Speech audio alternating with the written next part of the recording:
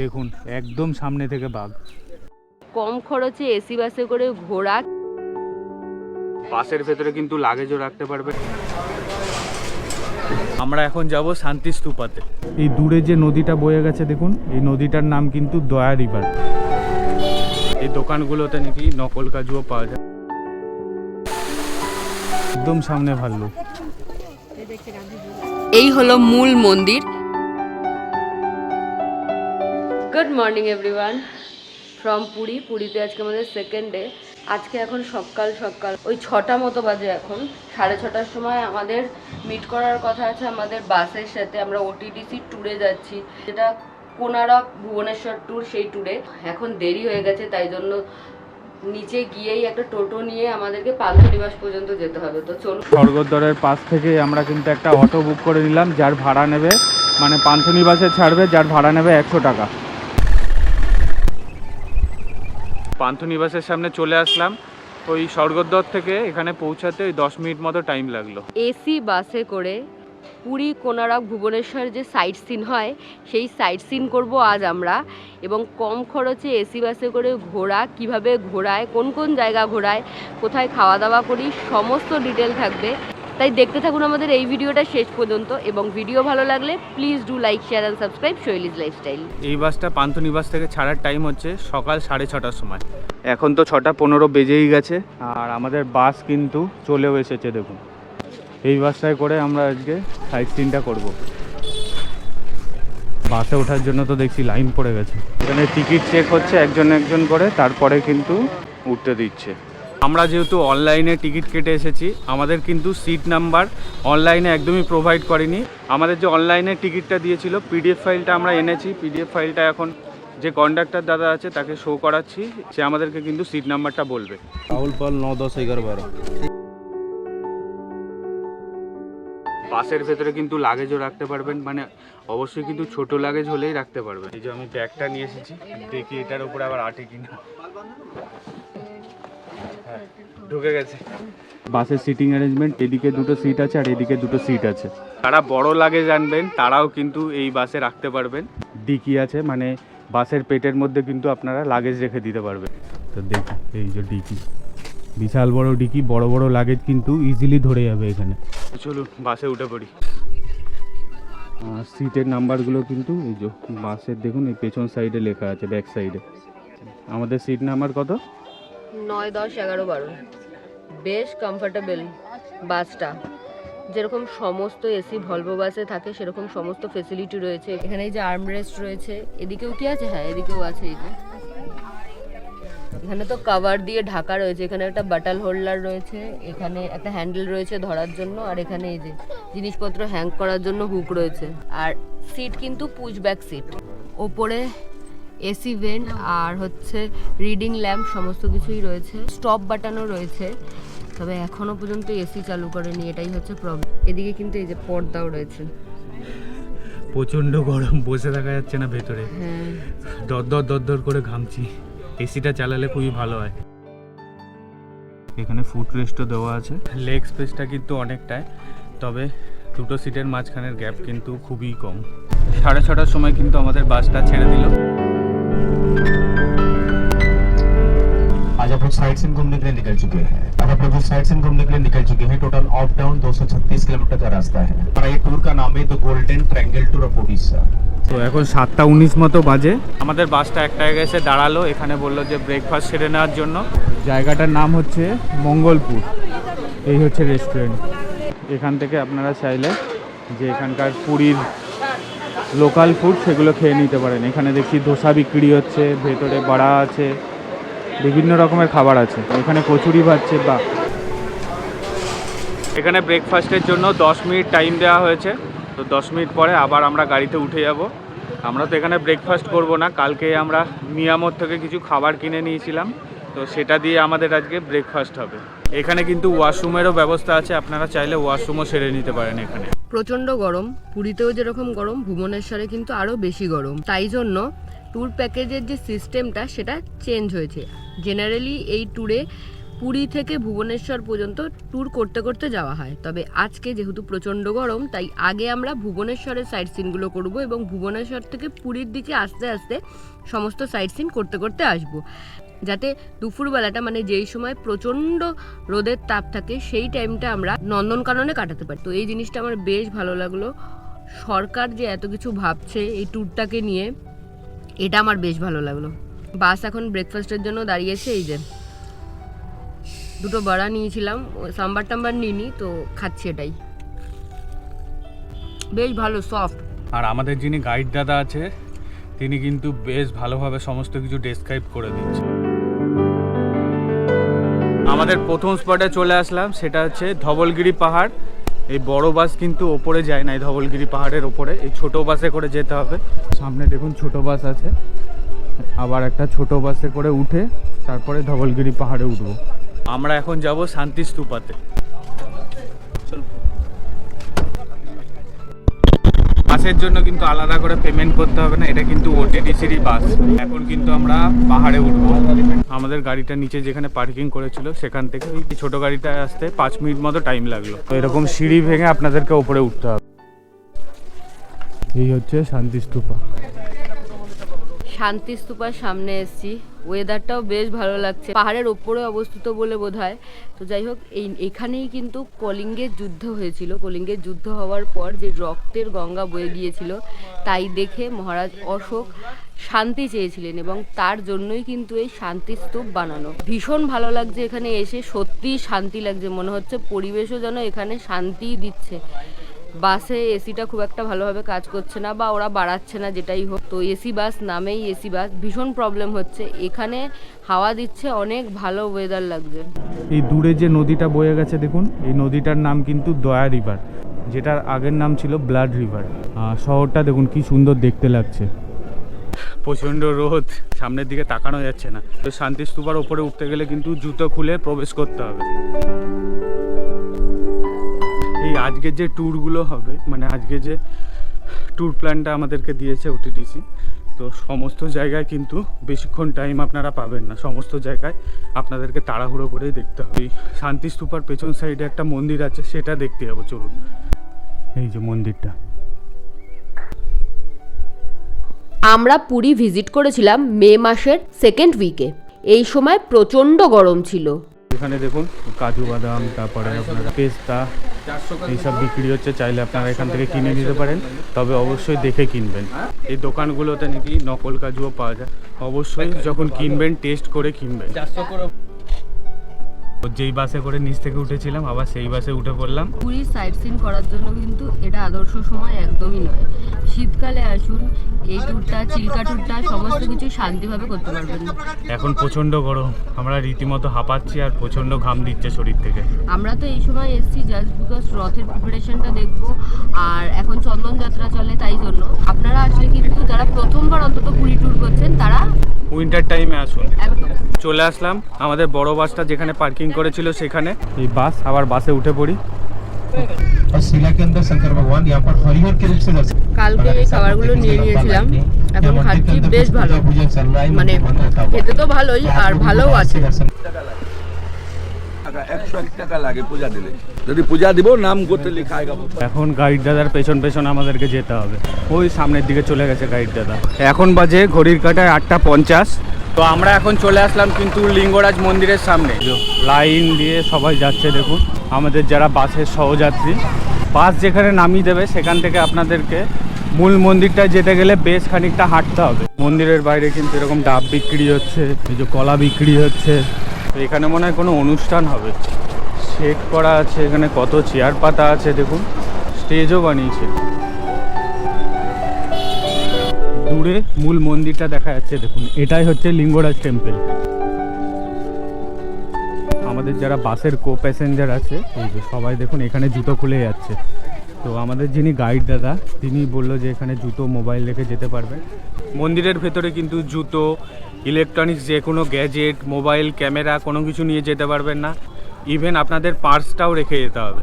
তো তার জন্য এখানে জুতো খুলে যাচ্ছে, কারণ বাসের মধ্যে জুতো খুলে এতটা দূর হেঁটে আসা একটু চাপেরই ব্যাপার, কারণ ফ্লোরগুলো প্রচণ্ড গরম। লিঙ্গরাজ মন্দিরের বাইরে থেকে একটা ডাব নিলাম, এই যে পুচকে ডাবের দাম নিল 50 টাকা। তো গরমে ডাব কিন্তু প্রচণ্ড কাজে দেয়। গরমে বেশি বেশি করে ডাবের জল খান বা লিকুইড জাতীয় কোনো খাবার খান। এই জাস্ট ভেতর থেকে দর্শন করে বেরোলাম। ভেতরে শালগ্রাম শিলা রয়েছে আর লিঙ্গরাজ রয়েছেন। এটা কিন্তু ভুবনেশ্বরের সবচেয়ে বড় মন্দির। মূল মন্দিরটা কিন্তু প্রচুর বড়, তবে সম্পূর্ণ মন্দির ঘোরার আপনারা সময় পাবেন না যদি বাসে আসেন। যদি নিজেরা গাড়ি নিয়ে আসেন রিজার্ভ করে তাহলে অনেকটাই টাইম পাবেন, তবে বাসে আসলে একদমই পাবেন না। মূল মন্দির যেটা মেন মন্দির, বড় মন্দিরটা, সেটা দর্শন করেই আপনাদেরকে চলে আসতে হবে। আর মূল মন্দিরের সামনে কিন্তু প্রচণ্ড ভিড়। লিঙ্গরাজ মন্দিরের বাইরে কিন্তু টয়লেটেরও ব্যবস্থা আছে। 20 টাকা দিয়ে একটা নিমু পানি নিলাম, এই গরমে খুবই কাজে দিচ্ছে এইগুলো। আবার বাসের সামনে চলে আসলাম। আর যারা যারা লিঙ্গরাজ মন্দিরে পুজো দিয়েছিল এইগুলো, তারা এখন ডালা সংগ্রহ করছে। আমাদের বাসটা কিন্তু চলে আসলো উদয়গিরি খণ্ডগিরি যে জায়গাটা বলে সেইখানে। তো অলমোস্ট 10টা বাজতেই যায়, প্রচণ্ড রোদের তাপ। বাস আমাদের এখানে নামিয়ে দিল। এখান থেকে কিন্তু বেশ খানিকটা সামনের দিকে হেঁটে যেতে হবে। উদয়গিরি খণ্ডগিরির সামনে পৌঁছে গেলাম। এর আগের বার যখন এসেছিলাম তখন তো এই উদয়গিরির সামনে একদম বাস নামিয়েছিল আমাদেরকে। এইবারে দেখছি মানে অনেকটা দূরে গাড়িটা নামিয়ে দিল, আপনাদেরকে হেঁটে হেঁটে আসতে হবে। ওইখানটাতে দেখলাম ব্যারিকেড করে দিয়েছে পেছন দিকটায়, এদিকেও কিন্তু ব্যারিকেড করে দিয়েছে। এই যে এখানে হচ্ছে টিকিট কাউন্টার। এই যে উদয়গিরি এবং খণ্ডগিরির টিকিট কিন্তু আপনারা একসাথে কেটে নিতে পারবেন। যে টিকিটের ফেয়ার হচ্ছে মাত্র 25 টাকা। যদি আপনারা অফলাইনে টিকিট কাটেন তাহলে 25 টাকা, যদি অনলাইনে কাটেন তাহলে 20 টাকা। অনলাইনের জন্য 5 টাকা ছাড় দেওয়া হয়েছে। আপনারা কিন্তু স্ক্যান করে চাইলেও টিকিট কেটে নিতে পারেন।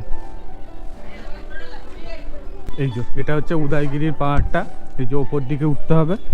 আর এই দিকটায় হচ্ছে খণ্ডগিরি, এই দিকটায় সোজা উঠে গেলে আপনারা খণ্ডগিরিটা পাবেন। এই সাইডটা কিন্তু প্রচণ্ড বাদরের উৎপাত। উদয়গিরি এবং খণ্ডগিরি দুটো একই জায়গাতে প্রায় অবস্থিত। রাস্তার এপাশে একটি আর ওপাশে আরেকটি। তবে আমি উদয়গিরিটাই বেশি প্রেফার করি ওঠার জন্য এবং দেখার জন্য, কারণ খণ্ডগিরিতে ওঠার মুখেই প্রচুর বাদর থাকে এবং তারা জিনিসপত্র নিয়ে নেয়। আমি ভীষণ ভয় পাই। তো উদয়গিরির ওপরটা বেশ সুন্দর, ওপর থেকে বেশ ভালো লাগে। আশা করি আপনাদেরও ভালো লাগবে। তবে পুরোটাই পায়ে হেঁটে উঠতে হয়, তাই যাদের হাঁটতে অসুবিধা তারা একটু বুঝে সুঝে ওপরে যাবেন। আর খণ্ডগিরির ওপরে রয়েছে সুন্দর একটি মন্দির, যেটা উদয়গিরি থেকেই আমরা ফুটেজ নিয়েছি। ওটিডিসির এই গোল্ডেন ট্রায়াঙ্গেল ট্যুরটা আমরা অনলাইনে বুক করেছিলাম। অনলাইনের ওয়েবসাইট আমি স্ক্রিনে এবং ডেসক্রিপশানে দিয়ে দিচ্ছি। আর এই উদয়গিরি খণ্ডগিরির বাইরে কিন্তু ভালো জিনিসের দোকান আছে, সেটা হচ্ছে নিমু পানি বিক্রি হচ্ছে, এখানে শশা বিক্রি হচ্ছে। একটু আগে আমরা শশা কিনে খেলাম, পার পিস 10 টাকা করে দাম। এখানে ডাব বিক্রি হচ্ছে। এই গরমের দিনে এই জিনিসগুলোই কাজে লাগবে। এই যে আবার নিমু পানি নিলাম। লিঙ্গরাজ টেম্পলের সামনে একটা গ্লাস নিয়েছিলাম, শৈলী আর আমি হাফ হাফ করে খেয়েছিলাম। এই উদয়গিরি খণ্ডগিরির সামনে শৈলী 1 গ্লাস নিল, আমি 1 গ্লাস নিলাম। কি যে শান্তি লাগছে উফ এই নিমু পানিটা খেয়ে। উদয়গিরি খণ্ডগিরি ঘুরে এখন আবার বাসের দিকে যাচ্ছি। ভিডিও ভালো লাগলে কিন্তু অবশ্যই লাইক করে দেবেন, বন্ধুদের সাথে শেয়ার করবেন, আর চ্যানেলটাকে সাবস্ক্রাইব করে আমাদের পাশে থাকুন।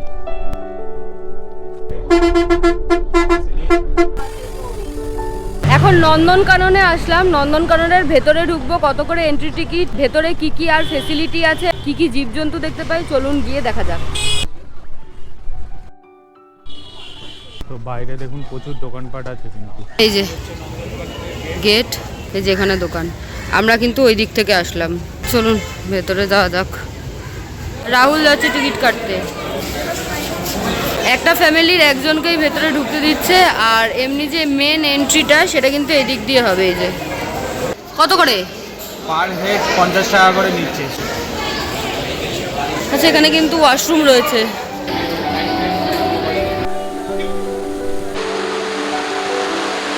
জুয়ের ভেতর তো ঢুকে গেছি। এখানে কিন্তু খাওয়ার, তারপর প্লাস্টিকের জলের বোতল, মানে এই ধরনের বোতল না বা স্টিলের বোতল না, প্লাস্টিকের যেগুলো আমরা মানে কিনি না ওয়ান টাইম ইউজের জন্য যে বোতলগুলো হয়, ইউজ অ্যান্ড থ্রো, সেগুলো সমস্ত কিছু কিন্তু বারণ। তো ওগুলো কিছু নিয়ে আসবেন না। খাবার দাবার তো আনবেনই না, সব ফেলে দেয় আর কি। তো এখন জুটা ঘুরে দেখবো, চলুন। এখানে দেখুন জুয়ের ম্যাপ দেওয়া আছে। এই ম্যাপ দেখে কিন্তু মানে যদি আইডিয়া করতে পারেন তাহলে খুবই ভালো, কোথায় কি আছে সমস্ত কিছু বুঝতে পারবেন। এরকম গাড়ি করেও চাইলে আপনারা কিন্তু ঘুরতে পারেন। দেখুন কোথায় কি জীবজন্তু আছে সেগুলোও কিন্তু লেখা থাকে এরকম মার্ক করে। ডিয়ার রেপটাইল পার্ক, এই যে অ্যারো দিয়ে দেখুন সব কিছু লেখা আছে। টাইগার এলিফ্যান্টটা এই সাইডটায়, তো আগে প্রথমে ওইগুলো আপনাদেরকে দেখায়, চলুন। এই নন্দনকানন জুটা কিন্তু প্রচুর বড় এরিয়া নিয়ে, মানে আপনারা হাঁটতে হাঁটতে হাঁপিয়ে যাবেন, তাও পুরো জায়গাটা কভার করতে পারবেন না। অন্তত এই বাসের যে ট্যুরটা হয় না সেইটাতে কভার করা খুবই চাপের ব্যাপার। যদি আপনারা ইন্ডিভিজুয়ালি সারা দিনের জন্য এই নন্দনকানন জুটা রাখেন তাহলে একমাত্র পুরো জুটা আপনারা ঘুরে দেখতে পারবেন, কারণ প্রচুর বড় এরিয়া নিয়ে এই নন্দনকানন জুটা। এই যে এখানে দেখুন চিলড্রেন্স পার্ক আছে, লেপার যে জায়গাটা আছে সেই জায়গাটায় চলে এসেছি। দেখতে পেয়েছেন লেপারটাকে, দেখুন শুয়ে আছে। Wild dog, Asiatic wild dog, এদেরকে একমাত্র খাঁচার বাইরে দেখতে পাবেন। দেখুন দুটো বসে আছে, দেখুন একদম সামনে থেকে বাঘ,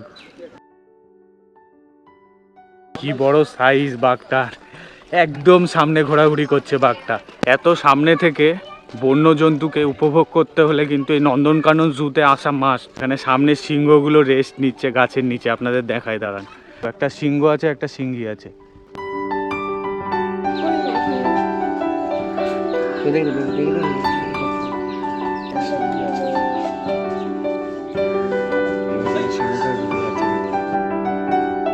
এখানে দেখুন মার্ক করা আছে, এলিফ্যান্টটা কিন্তু এদিকে গেলে দেখতে পাবেন, বেশ কিছুটা এদিকটায় হাঁটতে হয়।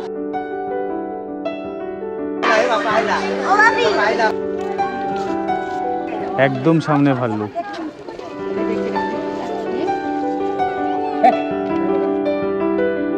এটা হচ্ছে ওটিডিসি রেস্টুরেন্ট, ভেতরে যাই দেখি কি খাবার পাওয়া যায়।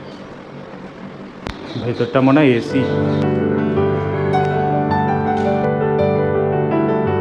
নন্দনকাননের ভেতরে একটা এসি রেস্টুরেন্ট রয়েছে। আমরা মানে আগে পিছু দেখিনি, এসি দেখেই এখানে ঢুকে গেলাম। আর ভেজ থালি অর্ডার করেছি, 140 টাকা করে নিয়েছে পার থালি। কি কি আছে একটু বলি।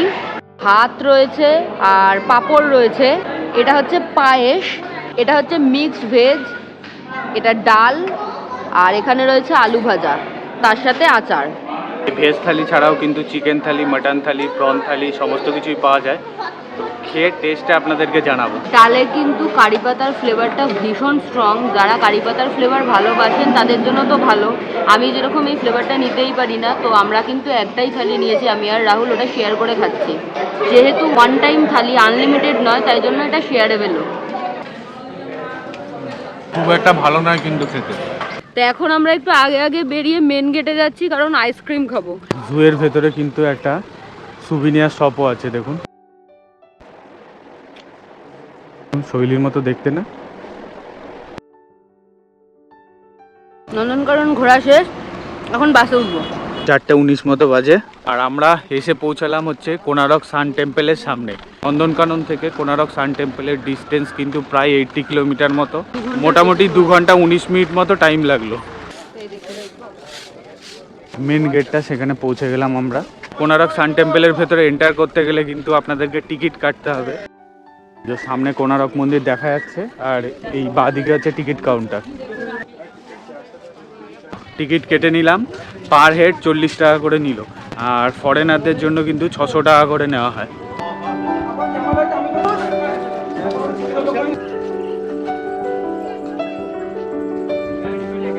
ওই দিকটাতে রোদ রয়েছে, তাই পুরো মন্দিরটা পেছনে গিয়ে দেখাচ্ছি। এই দিকটায় আমরা চলে আসলাম। আচ্ছা, এই যে ওপরের যে পাটটা রয়েছে এটা হচ্ছে নাট মন্দির, আর এর পরে হচ্ছে যেটা মূল মন্দির সেটা। তো নাট মন্দিরের এই ওপর দিয়ে যাওয়ার আমার মনে হয় না কোনো কিছু আছে, কারণ ওপরে সেরকম কিছু নেই। এই পরিক্রমা করে আমরা মূল মন্দিরটায় যাব। চলুন, এই হলো মূল মন্দির। এখনও আলোটা ঠিকঠাক নেই আর কি, সকালের দিকে আসলেই যে কোনো জায়গায় ভালো ফটোগ্রাফি ভিডিওগ্রাফি আসে। তো যাই হোক, এই মূল মন্দিরের অপোজিটে এখানে একটা গ্রাউন্ড রয়েছে। এই যে এই সবুজ ঘাসে বসে আপনি ফটো তুলতে পারবেন, অনেকটা সময় কাটাতে পারবেন। যদিও বাসে আসলে অনেকটা সময় কাটানোর কোনো অপশান থাকে না, কোণারক মন্দিরের বয়স প্রায় 800 বছর। 800 বছর আগে এই মন্দির নির্মাণ শুরু হয়েছিল। তখন কিন্তু এই মন্দিরের পাশ থেকেই সমুদ্র বইতো। রাজা আদেশ দিয়েছিলেন 1200 কর্মচারীকে যে এমন একটি জায়গা খুঁজে বার করো যেখানে প্রথম সূর্যের কিরণ পড়ে, সেখানেই সূর্য মন্দির স্থাপন হবে। তো সেই জন্য কর্মচারীরা এরকম একটা জায়গা বেছে নিয়েছিল। কোণারক মন্দিরের নির্মাণ সম্পূর্ণ হয়নি, ওপরে যে মঙ্গল ঘট বা মঙ্গল কলস স্থাপন হয় সেটা স্থাপন হয়নি, তাই জন্য এখানে কোনো পুজো হয় না। এই কোণারক মন্দিরের কোনায় কোনায় হিস্ট্রি রয়েছে। কোণারক নামটার ভেতরেও একটা হিস্ট্রি রয়েছে।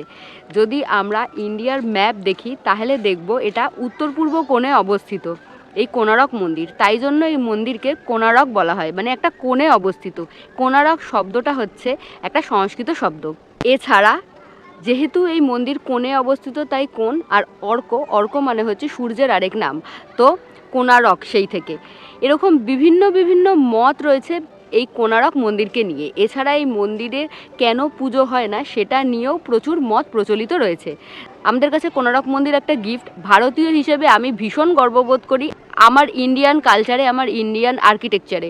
তো আমার তো এই জায়গায় আসতে বারবার ভালো লাগে এবং প্রত্যেকবারই যেন নতুন কিছু দেখে যাই আমি। বছর আগে কিন্তু কোনো ইঞ্জিনিয়ার ছিল না, কেউ ছিল না, তা সত্ত্বেও এত সুন্দর আর্কিটেকচার। আমি কোথাও একটা শুনেছিলাম যে এই মন্দির নাকি 3টে জেনারেশনের জন্যই তৈরি হয়েছে। এই মন্দিরের নিচের দিকে হাতি, ঘোড়া বা অনেক পশু পাখি তাদের ফিগার করা রয়েছে, মোটিভ করা রয়েছে, যেগুলো বাচ্চারা দেখতে পারে। মিডল পোর্শনে প্রচুর কামসূত্রের কিছু মডেল বানানো রয়েছে, যেটা দেখে আমরা সবাই ভীষণ মানে আকর্ষিত হই। এবং এই মন্দিরের ওপরের দিকে প্রচুর দেবদেবীর মূর্তি আছে, যেটা সিনিয়র সিটিজেনদের জন্য। একদম। এই জিনিসটা, এই যে কনসেপ্টটা, এটাও আমার ভীষণ ভালো লাগে। কত বছর আগে এরকম ভেবেছেন ওনারা এবং সেটাকে ফুটিয়ে তুলেছেন, এটা দারুণ। কোণারকের বাইরে যখন কোনো কিছু খাবেন না, দামটা জিজ্ঞাসা করে খাবেন। সব জায়গায় তো শশার দাম নিচ্ছিল 10 টাকা করে, এখানে বলছে 20 টাকা করে দাম একটা শশার, ভাবুন। ऐसे बीच का नाम चंद्रभागा क्यों है? সমুদ্র জল। কোণারক সান টেম্পল ঘুরে আমরা চলে আসলাম চন্দ্রভাগা বিচের সামনে। কোণারক সান টেম্পল থেকে চন্দ্রভাগা বিচের দূরত্ব একদমই সামনে, একদম কাছাকাছি। চন্দ্রভাগা বিচে এই রাইডগুলো আপনারা চাইলে নিতে পারেন। চন্দ্রভাগা বিচটা দেখুন কি সুন্দর দেখতে, পুরো ফ্ল্যাট বিচ, কি সুন্দর লাগছে দেখুন। কিতনা করকে লেতে সিঙ্গেল 200, ডবল 300। একজনের জন্য 200 টাকা, আর দুজন চললে কিন্তু 300 টাকা। এই যে আমার পেছনে দেখুন চন্দ্রভাগা বিচ, এই সমুদ্রের জলটা পুরো সবজে কালার, কি সুন্দর লাগছে দেখুন। ডেলি মনে হয় এই জায়গাটা পরিষ্কার করা হয় এমন লাগছে। পরিষ্কার করে কিনা জানি না, একদম নিট অ্যান্ড ক্লিন জায়গাটা। এদিকে দেখুন উটটা দেখুন কি সুন্দর লাগছে। বাহ, অনেকে স্নানও করছে দেখছি এখানে।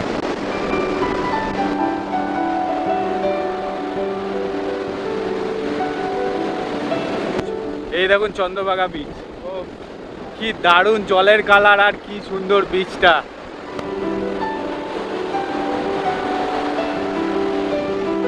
চন্দ্রভাগা বিচ ঘুরে আমরা চলে আসলাম রামচণ্ডী টেম্পলের সামনে। এখানে কিন্তু আপনাদের জুতো খুলে প্রবেশ করতে হবে। আপনারা পারলে বাসের ভেতরে জুতো খুলে আসবেন, নাহলে কিন্তু জুতোর জন্য 5 টাকা করে নেয়। এই যে ভাড়ে চা নিলাম, 15 টাকা করে দাম নিল। এই যে মন্দিরের এন্ট্রান্স। মন্দিরের পেছন সাইড দিয়ে কিন্তু একটা দারুণ সুন্দর ভিউ দেখতে পাবেন। আপনারা অবশ্যই আসবেন। এখানে একটা নদী আছে, নদীর পরেই হচ্ছে একটা চড়া পড়ে গেছে, তারপরেই কিন্তু সমুদ্র। আমরা আজকের দিনের শেষ স্পটে চলে এসেছি, সুদাম প্রধানের স্যান্ড আর্ট মিউজিয়াম। চলুন ভেতরে যাওয়া যাক, আসুন। 30 টাকা করে per head entry fee. Wow, Hulk. Sudam প্রধান, যার এই আর্ট মিউজিয়ামটা, স্যান্ড আর্ট মিউজিয়ামটা, উনি কিন্তু ইন্টারন্যাশনাল লেভেলের আর্টিস্ট। এক একটা আর্ট বানাতে উনি অনেক টাকা নেন। উনি এখানে এই মিউজিয়ামটা ক্রিয়েট করেছে, যেটা আমাদের জন্য মাত্র 30 টাকা। মাত্র 30 টাকার বিনিময়ে আমরা এত সুন্দর সমস্ত মূর্তি দেখতে পারবো। বললো আমাদের যে গাইড দাদা রয়েছে, উনি বললো এই জায়গাটা ঘুরতে প্রায় 30 মিনিট, মানে প্রায় আধ ঘন্টা সময় লাগবে। স্যান্ড আর্টগুলো দেখছেন, এই স্যান্ড আর্টগুলো কিন্তু নদীর পাশের যে মাটি এবং সমুদ্রের ধারের যে বালি, সেটা দিয়েই কিন্তু এই জিনিসটা তৈরি করা হয়েছে। আমি আর শৈলী এতবার পুরীতে এসেছি, এই প্রথমবার এই স্যান্ড আর্ট মিউজিয়ামে আসলাম। ওফ, চোখ জুড়িয়ে যাচ্ছে একদম। দারুণ জায়গাটা, দারুণ লাগলো কিন্তু এই ট্যুরটা। আপনারা আসলে অবশ্যই এই ট্যুরটা করবেন। এর আগে আমরা যতবারই প্রাইভেট গাড়িতে বা প্রাইভেট বাসের সাথে মানে প্রাইভেট ট্যুর অপারেটরের সাথে এই ট্যুরটা করেছি, কোনোবারই 9টা জায়গা 9টা স্পট একসাথে, ইভেন হ্যাঁ 9টা স্পট একসাথে কোনো মানে ব্যাপারটা হচ্ছে যতগুলো স্পট হোক কোনোবারই কমপ্লিট করতে পারিনি, আর করাও যায় না এখানে, যেহেতু একটা টাইম বেঁধে দিয়েছে তার জন্য কিন্তু কমপ্লিট করতে এবং পারলাম। এটা সরকারি বাস বলে ওনারা কিন্তু প্রত্যেকটা স্পট দেখালো। প্রাইভেট বাসগুলোতে কিন্তু দেখাবে বলে কিন্তু দেখায় না, নিয়ে যায় না আলটিমেটলি। একদম। ইনি হচ্ছে আমাদের গাইড দাদা। 12 ঘন্টার ট্যুর 12.5 ঘন্টায় আমরা কমপ্লিট করলাম এবং টোটাল 236 কিলোমিটার কভার করলো আমাদের আজকের এই ট্যুরটায়, এই বাসটা। তো এত লম্বা একটা ট্যুর এত সুন্দরভাবে কোনো অসুবিধা ছাড়া আমরা কমপ্লিট করলাম। এটা শুধুমাত্র সরকারি বাসের দ্বারাই সম্ভব। যেখান থেকে আমাদের বাস তুলেছিল পান্থনিবাস সেখানেই নামিয়ে দিয়েছে। এখান থেকে অটো বা টোটো করে কিন্তু স্বর্গদ্বারে যেতে হবে। চলুন। পুরো অটোটা আমরা বুক করলাম, 80 টাকা নেবে বললো, মোটামুটি 100-150 টাকা নেয়। ভিডিওটা এখানেই শেষ করছি। আশা করছি ভিডিওটা ভালো লেগেছে। ভালো লাগলে please do like, share and subscribe Shoili's Lifestyle. Thank you for watching.